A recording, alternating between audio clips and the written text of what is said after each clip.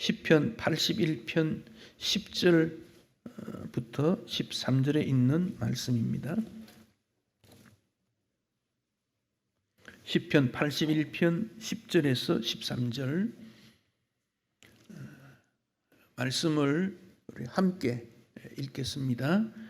나는 너를 애굽 땅에서 인도하여 낸 여호와 네 하나님이니 네 입을 크게 열라 내가 채우리라 하였으나 내 백성이 내 소리를 듣지 아니하며 이스라엘이 나를 원하지 아니하였도다. 그러므로 내가 그의 마음을 완악한 대로 버려두어 그의 임의대로 행하게 하였도다. 내 백성아 내 말을 들으라 이스라엘아 내 도를 따르라. 아멘. 자, 우리 하나님이 어떤 분인가? 10절 말씀에 보면 이스라엘 백성들을 애굽에서 인도하여 낸 여호와 너의 하나님. 하나님이 어떤 분입니까? 구원의 하나님이다. 그런 말씀입니다.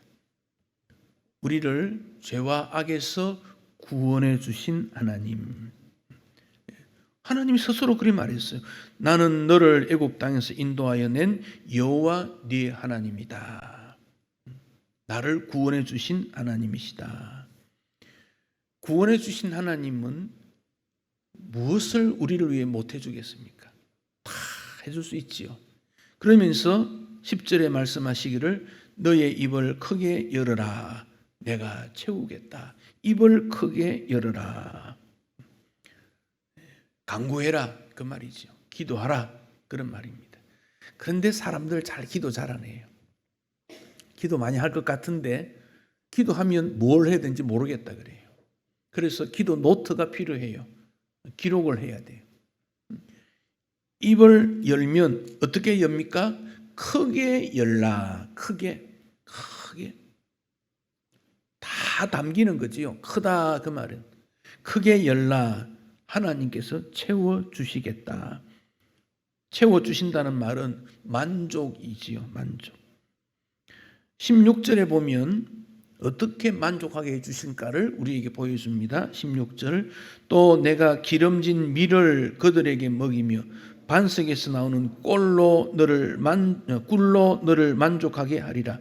기름진 밀, 반석에서 나오는 꿀, 이것은 사람이 가장 즐겨 먹을 수 있는, 꼭 필요하고 즐겨 먹을 수 있는 것을 말합니다. 하나님께서 주신다고 했으니까 받아 먹으면 돼요. 그대로 실천하면 됩니다. 기도라는 것이 왜 중요한가? 내 인생을 계획할 수 있기 때문에 그렇습니다. 계획이라는 것은 중요합니다. 집을 지을 때 계획도 설계도지요. 집을 지을 때 설계를 하지 아니하면 어떻게 짓겠습니까? 옷을 만드는데 본을 뜨지 아니하면, 기본기를 만들지 않으면 옷을 입을 수 있겠습니까? 옷을 배우는 사람이 처음에 디자인을 해서 재봉틀로 다 입었는데 잘못하면 어떻게 되겠습니까? 옷이 비뚤어지겠지요. 단추가 맞지 않을 겁니다. 호주머니가 이상하게 붙을 겁니다. 입을 수가 없습니다. 무계획입니다. 성령 하나님께서는 우리가 계획하는 것을 좋아하십니다. 그래서 그 계획된 것을 하나님 앞에 지혜를 구해서 구체적으로 계획을 세우고 도와주십시오 해야 돼요. 계획 세워야 됩니다. 그래야 낭비가 없습니다. 좋은 인생은 좋은 인생 설계도를 가지고 있습니다. 20대는 뭘 해야 되는지, 30대는 뭘 해야 되는지, 50대는 뭘 해야 되는지 인생 설계가 필요합니다. 설계 없이 집을 지을 수도 있어요. 그건 작은 집은 지을 수 있어요.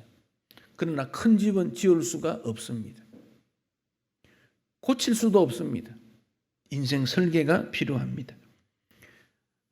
지금 우리 교회는 새로운 설계를 해야 한다 하는 시점에 와 있다고 봐집니다.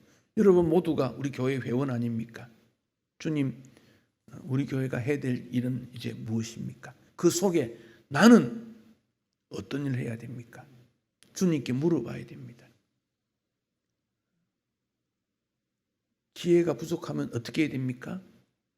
후히 주시고 꾸짖지 아니하시는 주님 앞에 구하라 그랬거든요. 후히 주시고 꾸짖지 아니하시는. 그리고 이 지혜는 위로부터 내려오는 겁니다. 위에서부터 하나님으로부터 주어지는 겁니다. 기도해야 된다는 것이죠. 크게 기도하라. 크게 기도하라. 큰 목표, 큰 그림을 한 장 그려보십시다. 주님 앞에 설 때까지 그림을 그려야 됩니다. 인생 그림을 그려야 됩니다. 나는 무엇을 어떻게 살아야 될 것인가.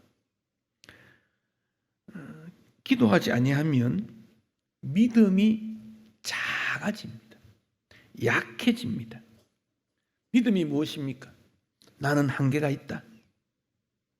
하나님의 전능성을 인정하는 것, 그게 믿음 아닙니까? 그런데 자신의 한계를 인정하지 않고 하나님의 전능을 인정하지 않는다면 그 믿음 생활을 말할 수 없습니다. 나는 약하고 할 수 없구나. 우리 주님은 하실 수 있구나. 이게 믿음입니다. 그런데 기도와 믿음은 아주 밀접합니다. 딱 붙어 있습니다. 기도하면 믿음 생기고 믿음이 생기면 기도하게 됩니다. 기도는 잘하는데 믿음이 없다. 그런 게 없습니다. 믿음은 있는데 기도하지 않는다. 그런 것도 없습니다. 믿음과 기도는 다 같이 돌아갑니다.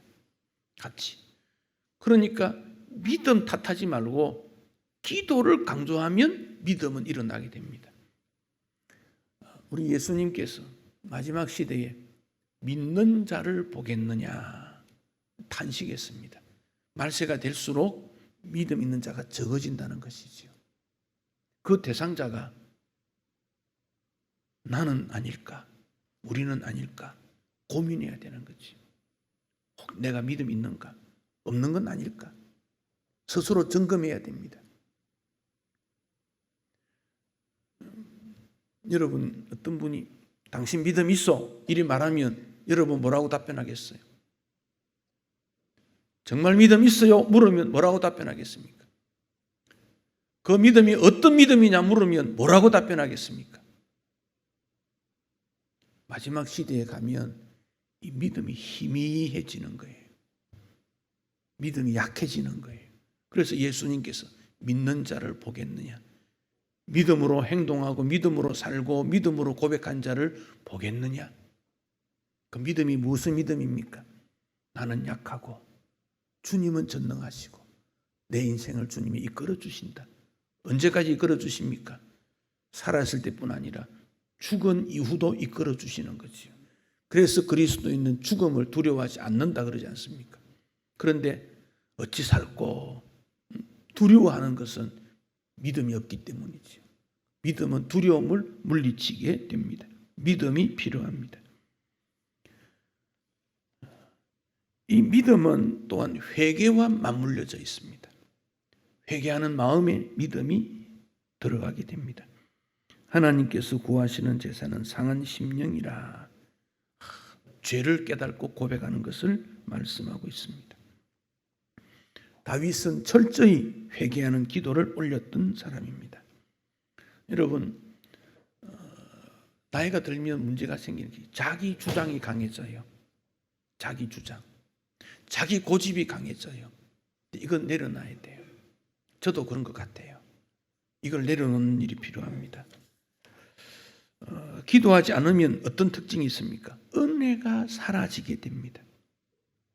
하나님 앞에서 가장 중요한 거 은혜다 그럽니다. 은혜. 은혜는 덮어주는 거예요. 덮어주는 거. 하나님이 우리에게 관심을 가지는 겁니다. 호감이 있는 겁니다. 하나님이 사랑해 주는 겁니다. 은혜는 하나님이 나에게 베풀어 주신 모든 것. 그런데 기도하지 아니하면 그런 일이 없어지게 된다는 것입니다. 이스라엘 백성들이 홍해를 건넜지요. 홍해를 건넜다는 것은 너무 중요한 일이기 때문에 그 후배들이 모세 때 홍해를 건넜다는 말을 계속 역사 속에 이야기합니다. 신약에 와서도 그래요. 너무 중요하니까. 여러분, 홍해 앞에 섰을 때 누가 기도했습니까? 이스라엘 백성들이 기도했습니까? 모세가 기도했죠. 그럼 기도한 모세만 홍해를 건넜습니까? 아닙니다. 기도하지 않은 사람도 건넜습니다. 그러나 기도한 사람은 홍해를 건널 때에 감격을 누립니다. 기도하지 않은 사람은 이야, 이런 일이 일어났다, 깜짝 놀랐다 하는 놀라움은 있지만 은혜를 체험하지는 못합니다. 그러니까 홍해를 건넌 다음 얼마 되지 않아서 또 목마르다고 원망하게 되지요. 그러니까 기도하는 사람은 은혜를 깨닫게 되고 은혜 속에 살아가게 되지만, 기도하지 않은 사람도 하나님의 은혜를 알기는 알아요. 느낍니다만은 감사를 잃어버리게 됩니다. 감사하지 못해요. 저절로 된 건 줄 알고. 기도를 통해서 은혜가 주어졌을 때 얼마나 중요한가 하는 점을 알게 됩니다. 네 입을 크게 열라 내가 채우리라 하였으나 내 백성이 내 소리를 듣지 아니하며 하나님이 나를 원하지 아니했다. 거부했다는, 기도하지 않았다는 거예요. 그래서 12절에 내가 그의 마음을 완악한 대로 버려두어 악하게 하는 대로 가만히 뒀다. 가만히 뒀다. 어떻게 되겠습니까? 타락이지요.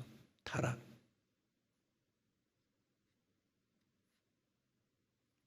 하나님의 은혜는 기도하는 사람만이 누리게 됩니다. 그럼 어떻게 기도해야 되겠습니까? 시간을 정해놓고 기도해야 합니다. 현대인들에게 참 시간 정하는 게 어려워요.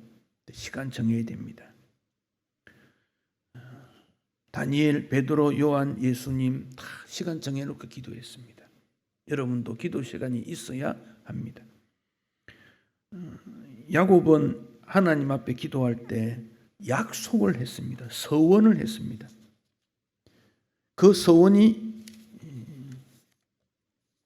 야곱을 이스라엘이라 그런 칭호를 받게 되고 그를 새롭게 만들어 주었습니다. 7월 달 이제 세 달 이제 조금 교회가 안정이 되어 갈 때 우리에게 더 요구하는 것은 기도다 하는 점 기억하시고, 나라가 어떻게 될지 잘 모릅니다. 강대국이 한국에 와고 일을 하고 하지만 이 땅의 평화는 하나님께서 주시는 것이고 이 나라를 새롭게 하는 것은 하나님입니다. 사람이 아닙니다. 우리는 사람을 원망하지 말고 하나님에게 은혜를 구하는 태도가 되어야 됩니다. 요즘 사람이 무엇인지 할 수 있다는 생각 때문에 시위도 너무 많아졌어요. 하루라도 시위 없는 날이 없어요. 왜 이렇게 됐습니까? 우리가 하면 뭐가 되겠다 그런 생각 때문에 그래요. 그러나 성경은 우리가 하는 것이 아니고 하나님께서 해주시기를, 그래서 우리는 나라를 위해 기도해야 되고 교회를 위해 기도해야 되고 우리 자신을 위해 기도해야 됩니다. 나의 백성이 다 겸비하여 주님 앞에 기도하면 주님께서 얼굴을 돌이키시고 고쳐주시겠다 약속하셨어요.